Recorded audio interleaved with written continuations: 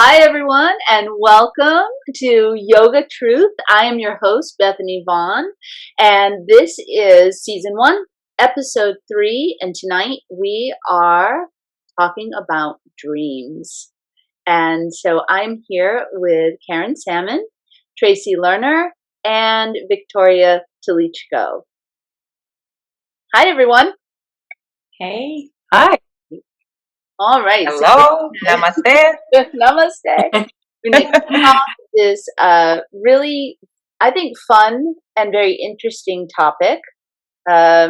People are always intrigued by dreams, what they mean, why we have them, interpreting them, in all of the different ways that we can interpret them.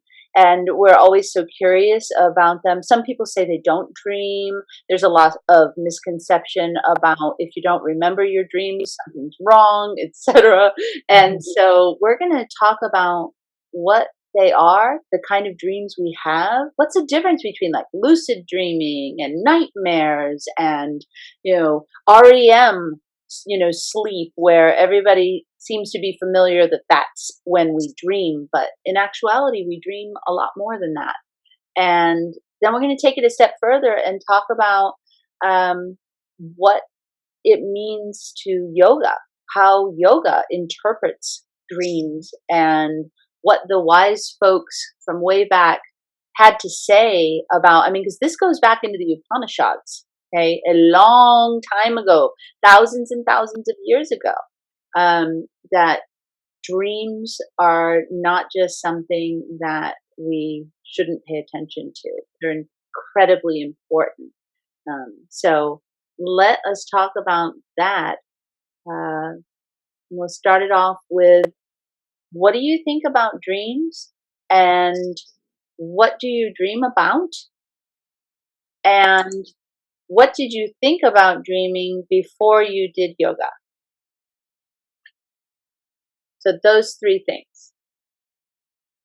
I feel like there was a time in my, like when I was younger, maybe 15, 16, and I had a dream journal and I had a book on dreams. I don't know if somebody gave it to me for my birthday, but it was, you would look up certain things that were in your dreams and it would tell you what those things meant. And so I had a journal that I had right next to my bed, and every morning when I got up, I would write in that journal.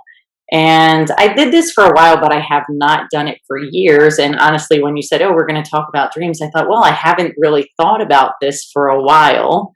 I do know that when we read the Eastern Body, Western Mind book, the part that talked about dreams and the sixth chakra, I thought, wow, it kind of, sparked my interest again into maybe writing down journals. I talked to my daughter about it, and she's like, oh yeah, I have this app on my phone. Every day when I get up, I write in this app called Lucidity or something. So maybe try something like that, or a notebook to get back into it. There's an app for that. Yeah. There's an app for everything. There is an app for everything now.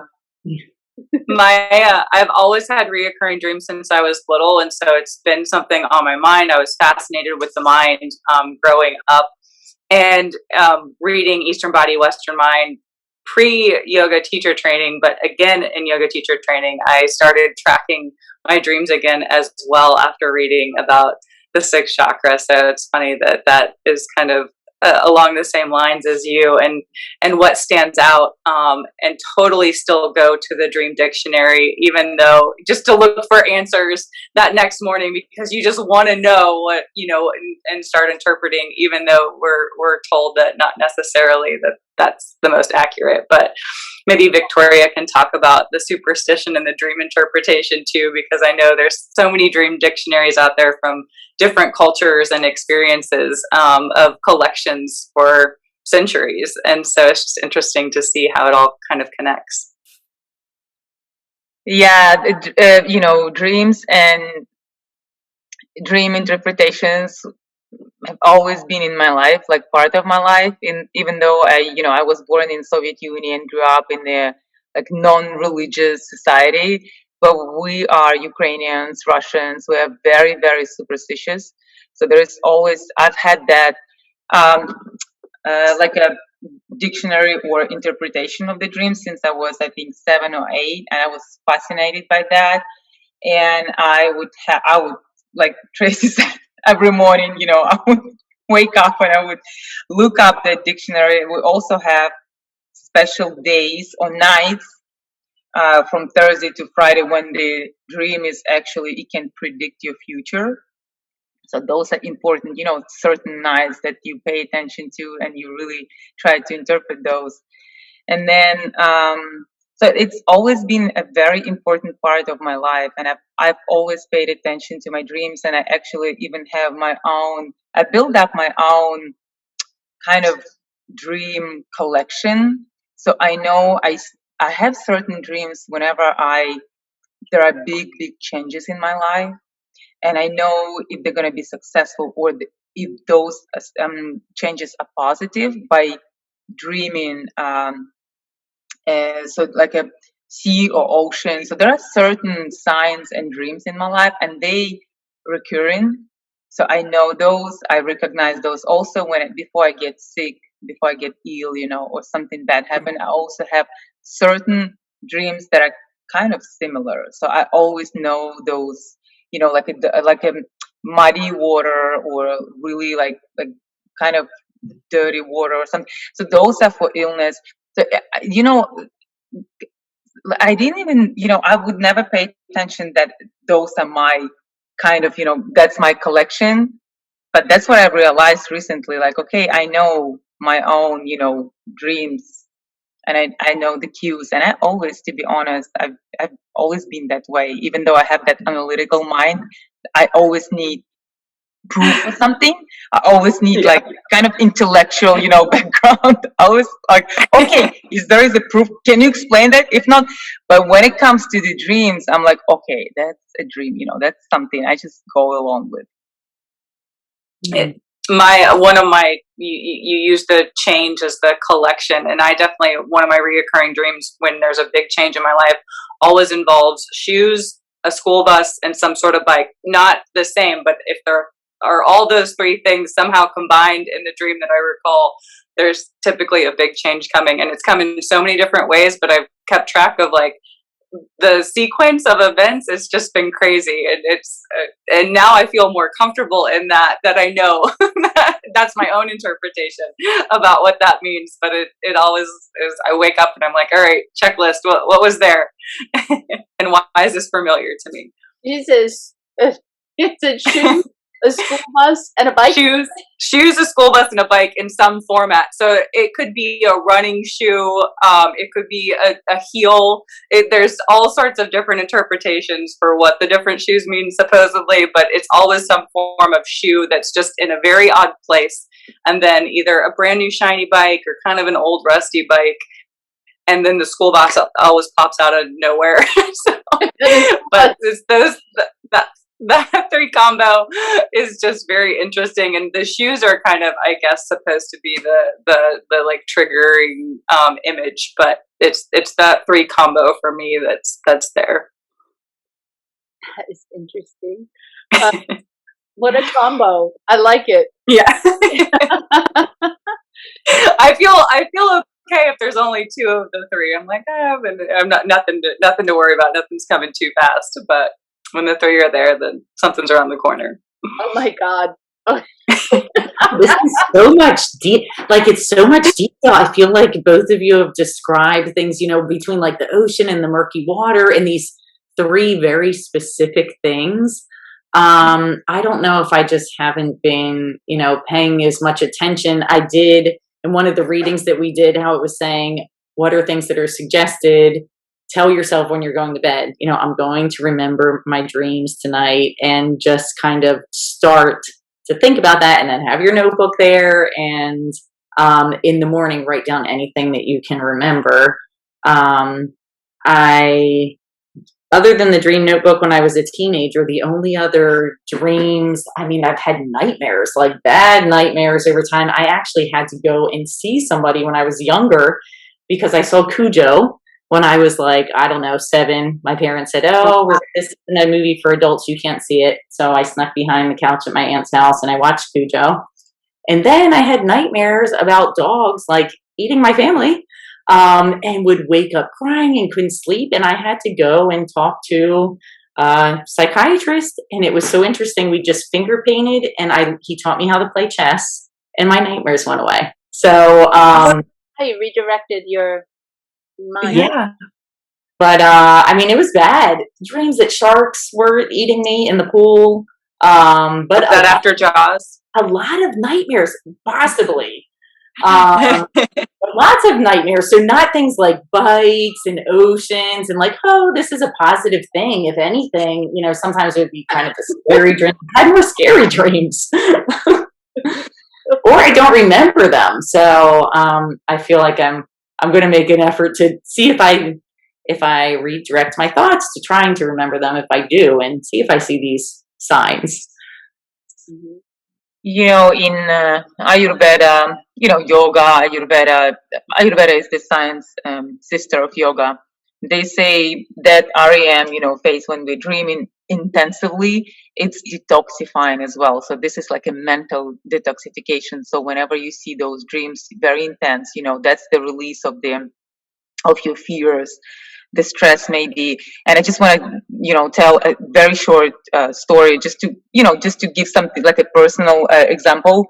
So my older son, he's 9 years old, he's turning 9. He's been having nightmares for some time, and then they were gone, for a very long time. And recently I've noticed that he's afraid to fall asleep. And finally, after talking to him a couple of nights, he said that he's been having nightmares. They're back, and the nightmares are they're recurring, exactly the same what he described to me, and always about his little sister, and she's 6. So what happens is that, so he's very worried about her all the time, just because he calls her Goofy. She has her head in the clouds all the time. She's very, she's not paying attention. She's in her world. She's very creative, and so he's looking after her, and he's always, whenever they're together on the school bus, or going back from the school bus, he's very stressed that something's going to happen to her just because she's not paying attention. So I think that stress built up so much that he started seeing, having dreams, and the nightmare was always about, she's playing on the edge of a huge dam, and it's like a huge, like miles and miles. So she's playing, and he's a little bit further, and he's constantly, it's always the same. So he's calling her, asking her to move from the edge of the dam, and she falls down, and that's a terror that he lives through every night. And I think and it's very intense. The way he was telling me, he would be like, he would have to catch his breath, and the horror. And I can imagine, it's like the water is falling down, with this noise and everything. And I just, I recall that what they teach in Ayurveda is that it's just a detox. Whenever you have that intense, feelings of stress or fear, you just release that in your dream, you make it happen or something. So I explained it to him, and that, eventually the nightmares went away, just because I explained to him, it's the stress, and you don't have, yes, you help your sister, you look out for her, but you can't be responsible for everything. You can't take everything, you can't really control everything. So that's just, about dreams. And I think it's, knowledge about dreams help, like different knowledge, not only scientific, but the knowledge, the spiritual as well, I think. The nightmares a lot of the time are results of stress, anxiety, trauma. These are the causes of why the dream is a nightmare, as opposed to just, something more relaxing. And so what's interesting about the fact that many children have nightmares, and adults, all people have nightmares, but we tend to think that children, because they're children, they don't have stress the way that we would interpret stress. But they're just small humans. And so they are, fully functioning and capable of having, all kinds of reactions to things that happen in daily life. The issue is that they don't have the knowledge or the cognition or the capability to process things like an adult can. And trauma in particular causes people to get stuck at certain times in their life. And so you will have people who are, adults. And if their issues weren't resolved, if the stressor wasn't worked through, then they will have these dreams throughout their lifetime. They will continue to have nightmares because that aspect of them didn't connect with the rest of them when, they grew up. And so what you did, Victoria, was you spoke to him and brought wisdom, knowledge, cognition into his mind. And then it alleviates what was happening for him. He was doing the best he could to manage the stress, but he didn't know how to. And so it came through in the nightmare. Mm-hmm. And that's what they're signals, especially these recurring traumatic, dreams, these nightmares. Mm-hmm. So we need to pay very special, close attention to those types of things. Mm-hmm. And I think I'm sorry, the unknown is another aspect of that as well. Mm-hmm. I think the unknown aspect was removed and the fear was gone. I know you would always say, and I've read also a lot about fear and what causes fear. Future, because it's unknown, something that's unknown. So once we remove that aspect of unknown and we explain, I think the fear disappears. Mm-hmm. And you Bethany, yeah, go ahead. Sorry.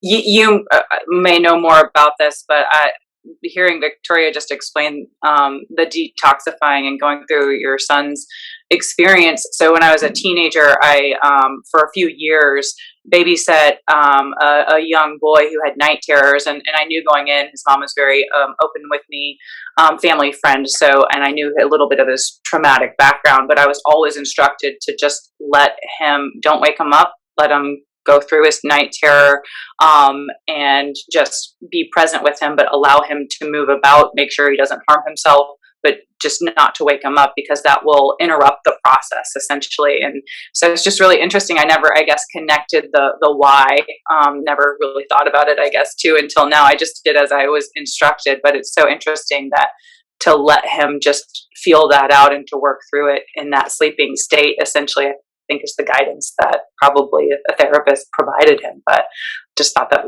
was intriguing.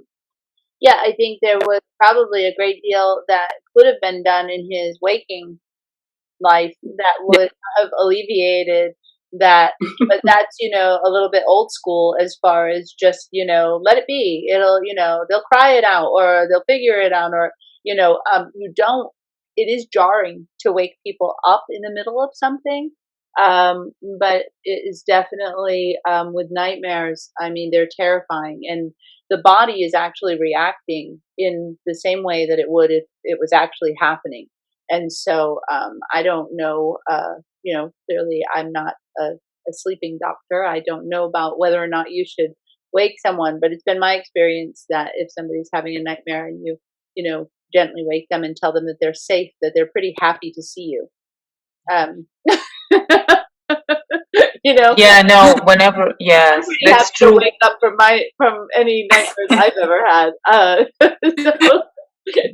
would complain if somebody was like, "Hey." Yeah. But like you said, your body reacts in a way that you So it's leave it for real, and then you eventually luckily wake yourself up, just because you like in such a distress, and then you make these sudden moves and all that, so that you wake up yourself. Luckily. Yeah, exactly. So okay, so we've kind of covered nightmares, and so, but they're signals. They are important to pay attention to address in your waking life, to alleviate the stress, to address if there's been any trauma, to talk it out, and not just disregard, especially if it's something that's recurring. And that's very common. It'll be the same thing, give or take, over and over and over again. And you need to learn to trust your mind. And I think that we, in practicing yoga, start to understand that there isn't something wrong with us, that everything that our body does for us, everything our mind does for us, is to its benefit. What happens to us in daily life isn't always to our benefit. How we interpret things sometimes can get a little bit confusing, but to think that when we're in that sleeping state, that our body and mind wouldn't try to do something to our benefit would be a mistake. It is an opportunity to detox. It is a chance for things to come through. And I definitely want to get to that, because that's how I use my dreams, is I use them as revelations. I use them as basically messaging that is coming through from the universe, that is teaching me what is really going on in my life and in everyone's life. So I have my biggest breakthroughs are when I wake from dreaming, and then I let myself absorb what I have been informed of. So, and also welcoming whatever is in my dream, whether it's snakes or crocodiles, or I am falling off of a cliff, or all my teeth fell out, or the list goes on, or you can't find the yoga room that you're supposed to be teaching in because it's a mall and you're lost and everybody is mad at you because you're late, and I had that one. and then everybody starts leaving, but half of them stay, but you don't know who these people are, but it doesn't really matter, and then you really feel like teaching. That dream occurred over and over and over again, actually, when I first started teaching. It was such a crazy thing. And, of course, what is this telling me? This is, telling me about 18,000 different things about where I'm at, how I'm feeling, what's going on, So I haven't had that one in a really long time. But that one, it's funny you said that. I wasn't naked. I was just grateful, and I would wake up like, okay, thank God, I just wasn't, at least that didn't happen. I lost all my teeth. I couldn't find the room. Everybody was mad at me. I was late, but I had my clothes on. There's a plus side. It's interesting how, when Tracy mentioned that she would write down her dreams when she was a teenager, and you, Bethany, said that you take those dreams as, your dreams as revelations, and it's interesting because this, the book that I'm reading now, The Power of Myth, it's basically transcripted, The Power of Myth. So it's interesting because he was saying, when they talk about dreams, they're talking about archetypal energies. That's how you kind of, connect to yourself, to your archetypal energies, to your ancestors, and kind of find out what's your purpose in life, what's your dharma. So that's another way, I think, to find your dharma, probably. What are your archetypal energies? What do you want to do to serve the world, to serve people, that. And I'm just fascinated by this interview. And when she asked him, about dreaming, so he mentioned the dreaming, the dreams, and the interpretation. And she's like, "What is this about?" So we're talking about myth. Why the dreaming? And he's like, "What dreams give us?" And he's like, "We learn ourselves via our dreams." And actually, he's giving a small technique, because she's like, "Okay, how do you interpret your own dreams? Because it's very personal." And he's like, you wake up, write down your dream, every morning, write down your dream, and then just take 2 images or 1 image and associate with yourself. Just try to connect to those images and understand the message, probably, because you, Bethany, are very experienced now. You know yourself. You're very connected. So, and I think for people that are not, it's a work, you need to do that job to connect to yourself via your dreams, messaging in your dreams, and just anything that helps to connect to yourself. I think it's, these are like good. We're going to get into the way that yoga, looks at all of this in a minute. But Tracy said something earlier before we came on, which I really, really liked, because I think it's incredibly relatable. And I think that a lot of people think about going to sleep, for example, as though it is something you need for your health. And it is. Okay, we have to sleep. But we do sleep. Okay, that's part of being human, is that we sleep.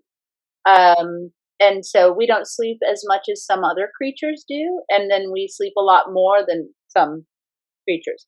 The point is that we do in fact sleep. We would sleep whether we, chose to or not. It's kind of like our heartbeats. We don't make it happen. Sleeping is the same way, although we've kind of messed it up. where because we don't in society, and I can say this is like pretty much global, certainly life and what we're trying to accomplish doesn't necessarily coincide with, or it's not conducive to comfortable sleeping. Circadian rhythms. And they've really like mass marketed, like, mattresses, pillows, all of the different, stuff you can have to help you sleep. And I'm not saying, don't buy some comfy stuff.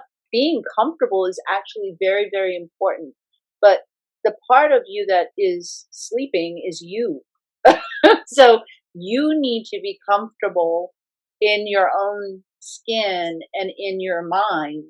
And then anything you can add to support that, is a bonus. I mean, you definitely want to feel safe. You want to feel, clean, comfortable, relaxed. And our, way of life, generally speaking, I think a lot of the reason that people come to yoga is because they're not comfortable and they want to find their way to feeling good and to feeling comfortable. And they may not say it, but they want to sleep, and they want to eat, and they want love, not from the yoga studio, but they want to open. But, for a lot of people, they would say, this is like my second home. I really look forward to this. This is a highlight in my week. And, I owned yoga studios. It's not like I was doing that, just because it was a great business. It's like a really wonderful, way to connect and to feel good about yourself. Now, the industry and everything that happens, anytime you add human beings, they will do things that mess stuff up, but they also do amazing stuff. And so Tracy was saying, looking at sleep and dreaming, she hadn't really looked at that in a while, or the way that they look at it in yoga. And so I wanted you to expand on that and what you sort of discovered. Well, I think one of the things that I read about when I was talking about how to kind of listen to your dreams more, and it said try to wake up naturally. And then I was thinking I could probably count on one hand the times I've woken up when I would just naturally wake up without an alarm clock, like in the past year, if not longer. Because there's things that I need to do for work, and it extends into the weekend too. So, so sleep has become, and it's really nice to be looking at this now and kind of thinking, okay, step back and look at it in this different way of, when it mentioned that sleep is Turiya, the universal consciousness, that when we're awake and when we're sleeping, that unchanging state, that one universal truth that's always there. I was thinking like, wow, my daily life has really removed me from thinking about that aspect of sleep at all. because it's seen more as how many hours, okay, I need to get to bed. How many hours do I need to have before my alarm goes off so that I can function well the next day? So lots of times I need to get to bed so I get at least 5 hours, you know? And then, so it's become something really warped from this, unfortunately. But now it's summertime and I'm on vacation. So it's like time to get just a nice notebook, and before I go to bed I'm going to remember my dreams, and I'm going to wake up when I get up tomorrow. Yeah, it's really, really important, and it's just amazing how, like, when you say I haven't woken up just naturally in however long, right? The last year, if not longer. When you express in society, general conversation with any group of people, doesn't matter whether you're at the grocery store or you're at the yoga studio or you're at a business meeting, if you were to express, oh, I just, I sleep 8-10 hours a night, and I wake up when I wake up, it's almost like looked down upon, like you are, some lazy piece of crap that doesn't even deserve to be in the same room with someone else because you don't abuse yourself. It's like totally misunderstood.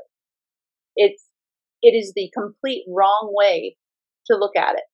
But it is, I would say, the way that most people look at it. It is looked down upon I- completely. I mean, I feel like if any adult says, "Oh, I just get up whenever I get up," I mean, everyone would be like, "What? How is this possible?"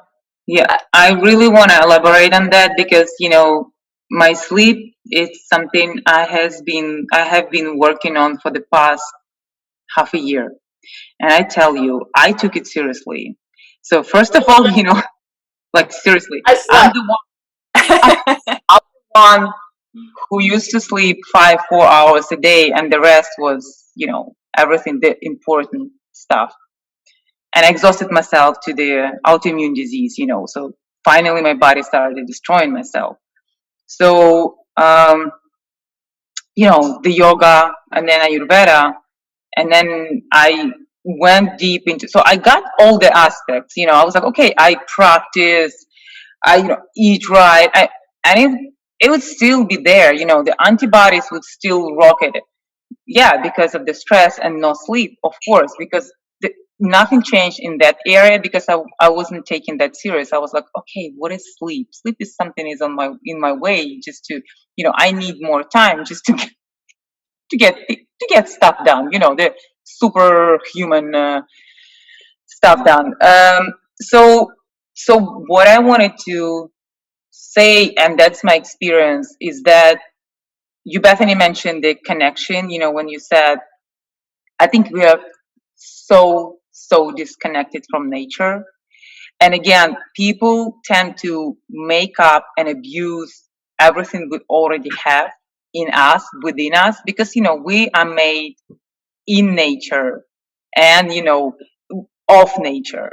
So we have everything in us. So we are really in sync with the nature. So whenever sun goes up, or goes down, our body works the same way. Melatonin starts, when it goes down, the melatonin starts producing, and then the cortisol goes down. In the morning, the melatonin goes down, and cortisol goes up. This is how this would, work. Yeah, and it works. You don't even have to. I'm telling you. So I'm shocked myself that I don't need an alarm anymore. I wake up at 5:30, 5:45, just because I tried. I did my best to go with the flow. With the natural flow. Yep. And whenever I'm exhausted, and I would be exhausted kind of, before 10, like 10:30, I would be in bed. And then you wake up before sun goes up, and it's beautiful. And I meditate. I meditate every morning, and I do nadi shodhana, and it changed so to Then the point. alternate nostril breathing. I just like to tell when we talk about stuff that people don't Yes. know. Yeah. So yeah, alternate nostril. Balances the hemispheres in your brain. Left and Really what right. you do when you wake up Hmm. So, For sure. so and then we have millions and millions of people who struggle with insomnia, which is like it's like a disease of Right. the 21st century. And the only thing you need to do is go with the natural flow, go with the circadian rhythms that you have within you, and that's gonna solve the problem. And so then you So, have, go ahead, Karen, please. about 10 years ago, I started endurance sports. And so I looked at sleep for recoveries, but I started looking at it as a purpose. And to kind of go off of Tracy and Victoria's comments, it helped me see sleep differently. But then 4 years ago, I started meditating. And so, but I found guided meditations while you sleep. And because I'm single and I only have a dog that complains, I listen to many of those while I sleep now. It's really become a habit of mine of going to bed to create during that sleep perspective or change something. I love now to go with the mindset, as Bethany said, with revelations, because I think I've gone in with what can I create to make tomorrow different, or to see things differently from a different perspective, or just to tweak this a little bit. Or there's one out there that's a lucid dreaming. So I'm just interested to see what I dream about. Although I haven't thought about the revelation piece, but it really is interesting. I think once you start thinking of sleep purposefully, other than just a time period where you're not doing anything, Right, like you really can mold it. You can mold it into what you are doing during that time. yeah, and we spend a considerable amount of time actually doing that, and it can be an incredibly healthy aspect of our lives, instead of looking at it the way that it's being portrayed by, let's just say, corporate America, that wants you working. There should be 27 hours in a day, and you should be working 26 of them.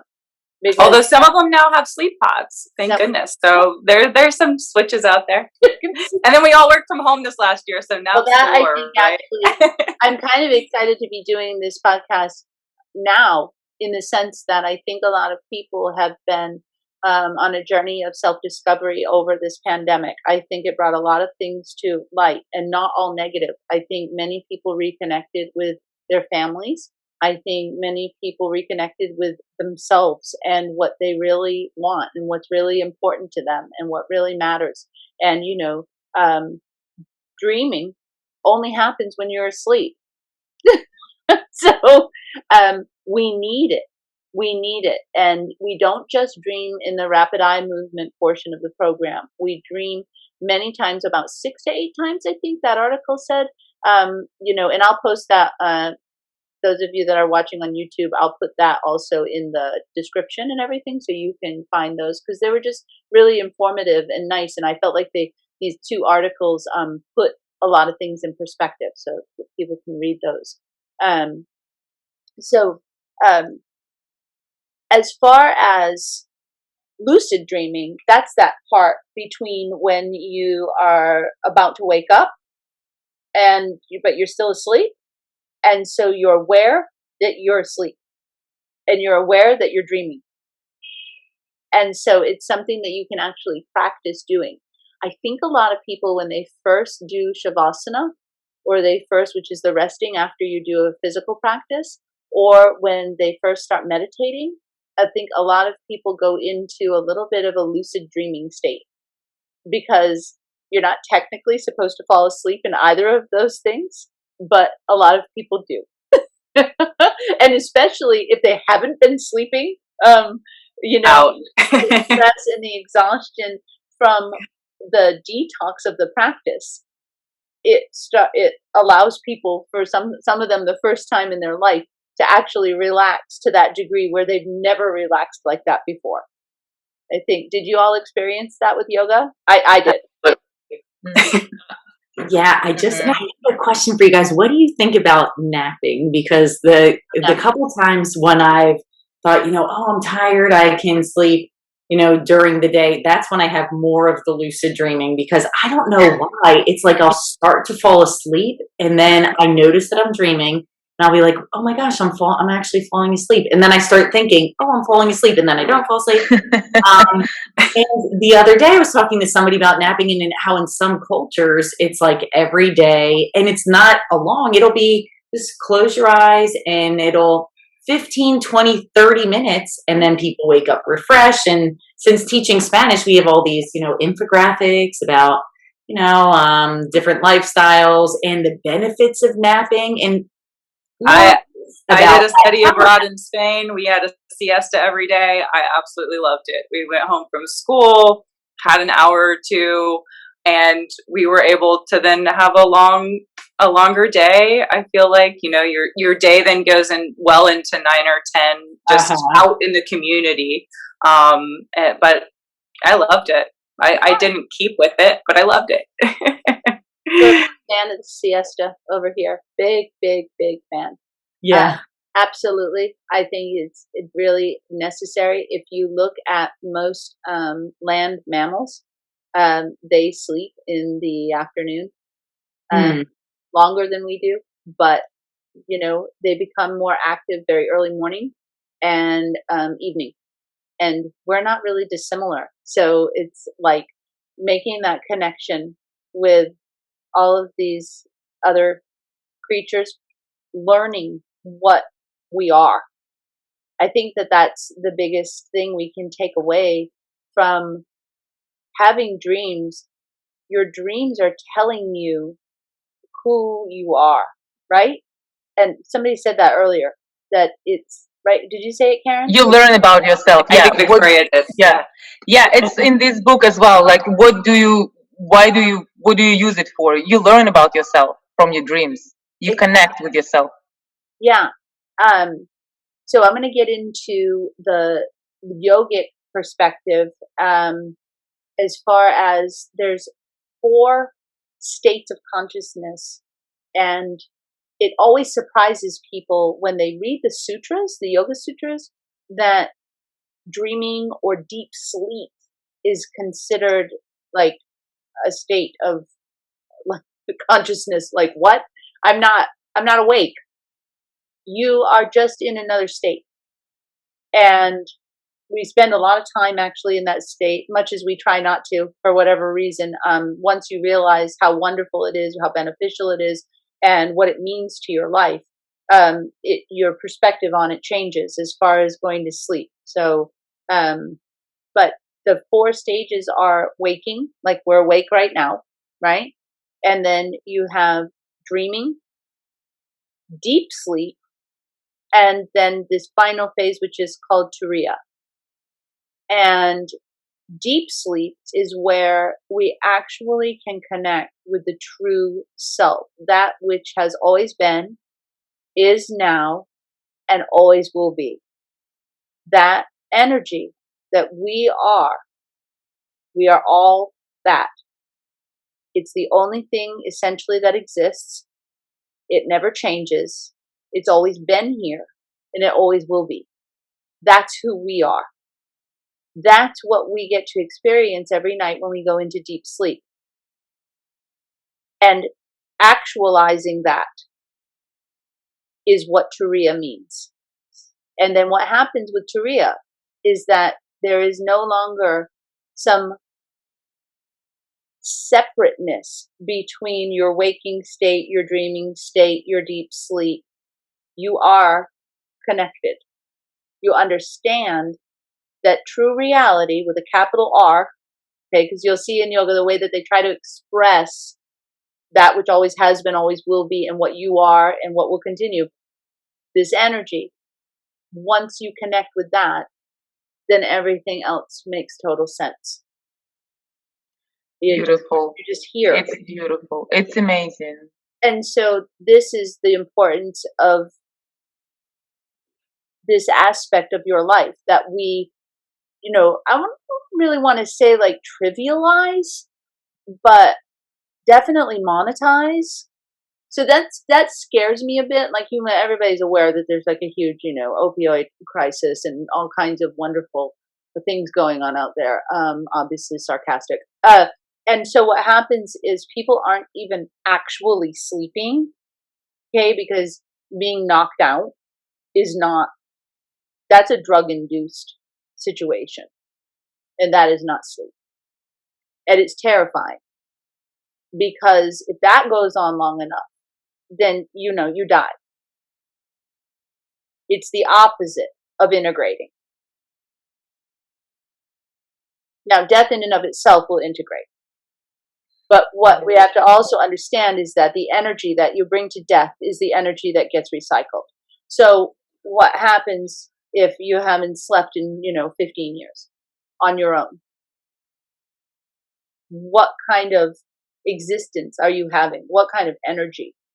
I think Victoria talked about insomnia. I know my dad suffered from that for decades, and so seeing it just eats him away. I mean, it's amazing too to see what a non-drug induced, from a psychiatric drug type perspective, sleep will actually do to him when he has to go through periods of withdrawal and kind of things go back up. But the insomnia just, I think, and everything else would be livable except for the insomnia really just eats away at his brain and his body. It just can't function. And this is one of the things that happens when people suffer like brain trauma. It interferes with their sleeping patterns a lot of the time, right? And Right. so, that is one of the actual things that causes the dementia, that causes the death ultimately, is lack because you don't recover. sleep. You don't recover, you don't rest, your cells don't regenerate, you don't have immune system, you don't have everything. It's a wreck in your body. And again, it's in yoga and Ayurveda, they say, like you said, the medicated sleep is not the same, or when you exhausted and you just fall, and you just fall asleep, your physical falling asleep is not the same as mental. So that's why they say meditate, do pranayama, just calm your mind and let your mind rest as well, and connect to to that energy, to the universe. So you can't just knock yourself out and just, I'm sleeping, yes, physically, probably with your eyes shut, but nothing's going on here. It's dead, it's just knocked out. Mm-hmm. So, yeah, you've got to consciously create that de-stressor on your own. And I think I love the integration word, as you're integrating with your own mind, body, soul, everything that just allows you to rest, or be, even if you're not fully, a part of us may not be fully resting, but deep rest, when you can connect, and that's the problem, right? When you meditate, it's very hard to kind of, you have a lot of images, thoughts, everything. So I think that deep sleep allows you to connect finally, so that you don't have the distractions and all that. It's just that pure connection. And ultimately, with practice, the amount of thoughts and images that you have gets less and less and less and less. And the time between your thoughts increases greatly. That gap, right? There's a big, the gap goes from like not happening to constant fidget. And there's usually like a panic. There's like oh my god, I'm going spontaneously stupid because I haven't had a thought. And so no, it's wonderful. I think it's a wonderful experience. You see, when you slip into that gap between the thoughts, it's like they say, infinite potential, just because you are thought maker. So you have that pause when you can make a thought which you want to make, which direct your thoughts. Wait a minute, I hadn't had anything for a while. It's almost like it comes and you have that moment when you recognize I haven't had a thought. And then you're like, kind of, I have a thought now, or I force a thought. But there's that pause there where it's like the recognition first, and then you come to the next step. Mine are very short, just recognition. That's it. So I haven't gotten to the stage like, oh my god, it's too long, so I can create a lot of thoughts. Big gaps. Lots and lots of space in between the thoughts. It's very, very peaceful. It's very peaceful, and sleep is restful. So I think that we'll probably end there. What I like to do is have a final thought from everyone about what what you think about your dreams and how things have changed for you since you started doing yoga. How do you Can, think about them before, and how do you think about them now? can I also have a request maybe that you share Om, and maybe we end in an Om or do an Om as well? Yeah, Om is a representation of these four states. It is, what always has been, in past, present, future, and beyond that. So what was, what is, and what will be. And when we chant, it is this connection through saying that, through verbalizing it. Um, it's the reverberation of this throughout the universe. It's the universal sound of existence, of what is, and which we all are. And so when we chant Om, that's what we're doing. We're not singing. We're not trying. Hi, Sasha. We're not. We're not trying to tell people we're doing this. It's actually an acknowledgement of what we're all a part of. And so I don't know, if people didn't know that, but that's one way of explaining it. If you look it up, and you'll notice that different religions use Om in their practices. They will equate it with different gods, and there'll be many different ways that people explain it. But at its base, yoga is not about one particular religion. Yoga is all inclusive of everything. And so I think, yes, of course, we can do that. Let's chant Om at the end. And we can chant it 3 times. And the 3 times is a representation of those 3 things. It's also identified with letters, whatever. We could go on and on about Om. But it's a very, very important aspect of, our lives and our existence. We don't have to verbalize it for it to be happening. It's within us. So the verbalization of it is an acknowledgement. Yeah. So I like it because it's always like a reminder of all these things, of what you just said. Sometimes I feel like life is going on and, all of these distractions and all of the changing things. And it just reminds you, it's just that unifying reminder of that unchanging persistence. That's all you are. That's what we are. Mm-hmm. That never goes away. And then that All vibration. And then that vibration, right? When you chant, Mm-hmm. I chant Om like few times a day. Kids do that with me now. Sure. He chants with me all the time. Mm-hmm. Yeah, they just chant, and I think they naturally, like instinctively, like it now, just because it creates. They know, right? Kids know. They connect immediately. This is the other thing that happens when you start chanting Om. Anyone who's watching, try it in your home. Your cats will like it. Your dogs will like it. Your goldfish will like it. Not that you should keep it a goldfish. Yeah, it's the vibration. It's the vibration that it creates. It is incredible how it resonates.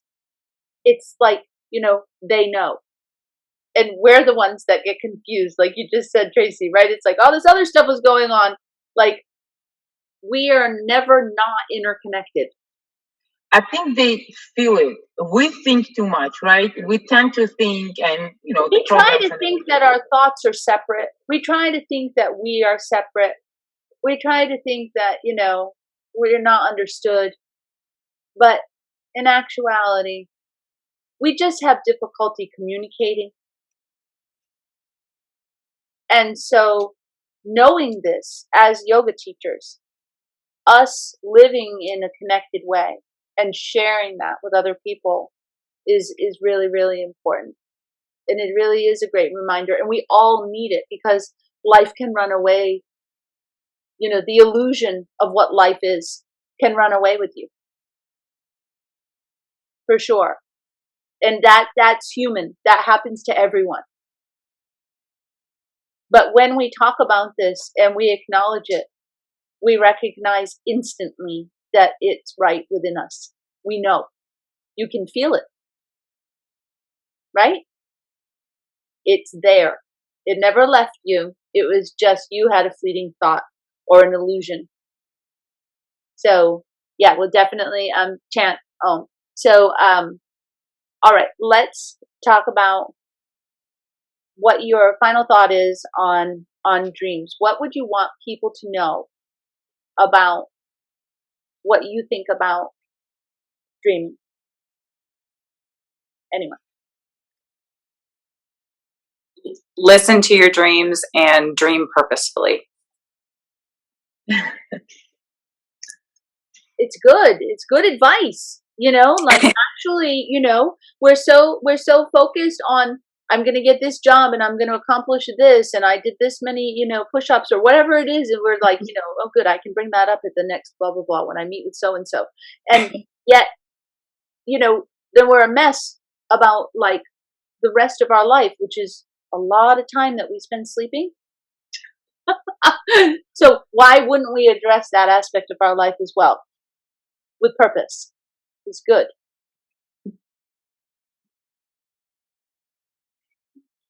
I feel like this has really inspired me to just reconnect with this, and that it's never too late. I mean, maybe you haven't been thinking about dreams until now, or maybe you used to, and you can look into it now. And so I'm going to have a notebook tonight, and it's summertime, and I'm going to try to wake up at a normal time, a natural time, and just go back to that importance of sleep being, I mean, like you just said, we sleep almost, I mean, not a half our life, but so much.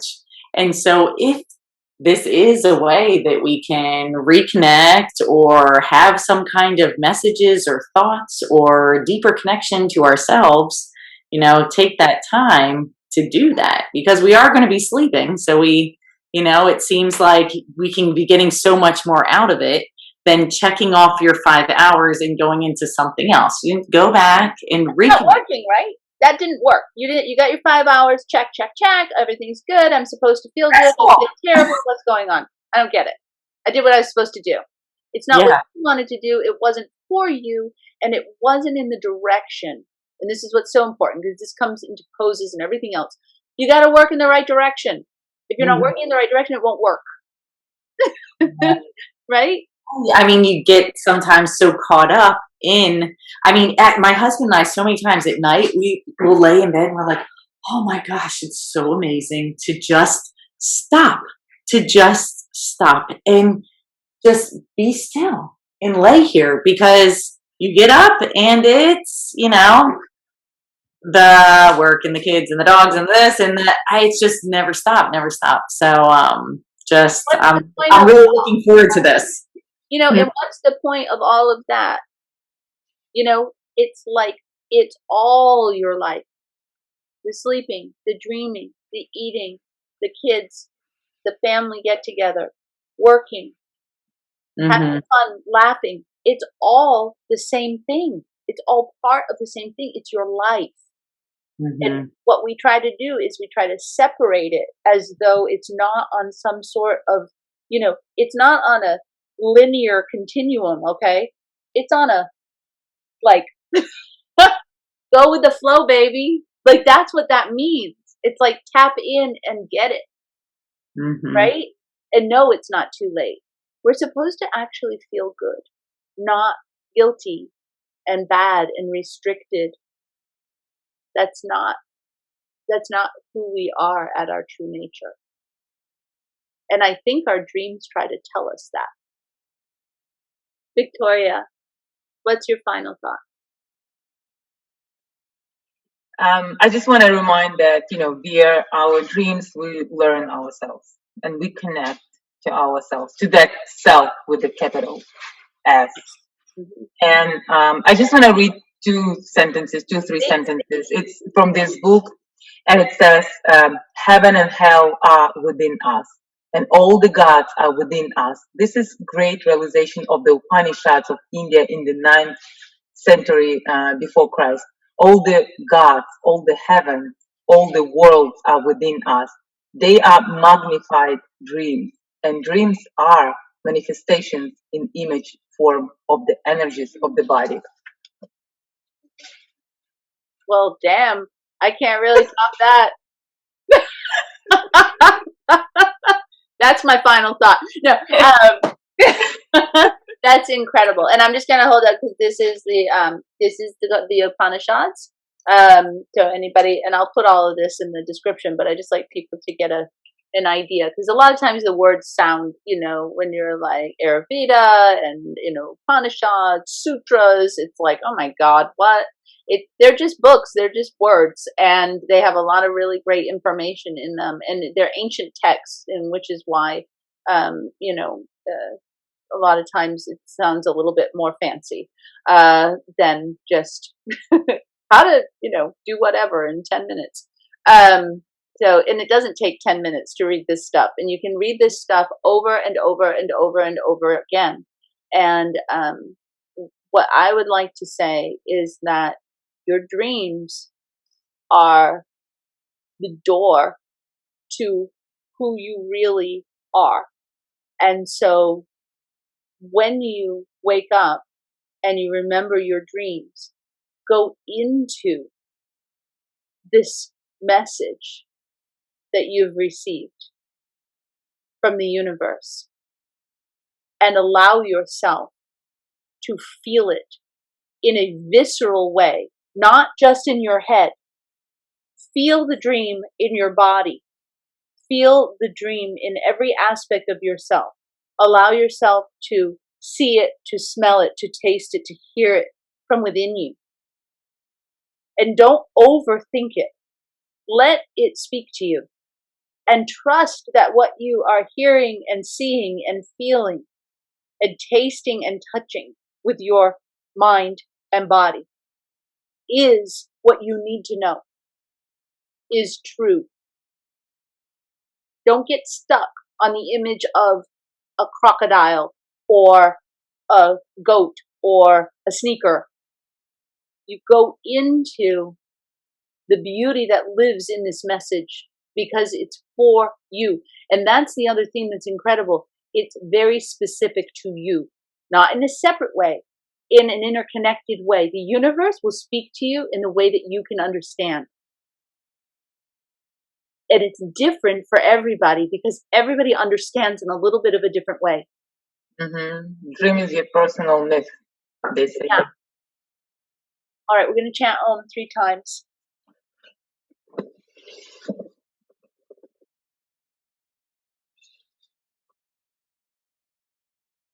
And I'll just start and then you can join in, okay?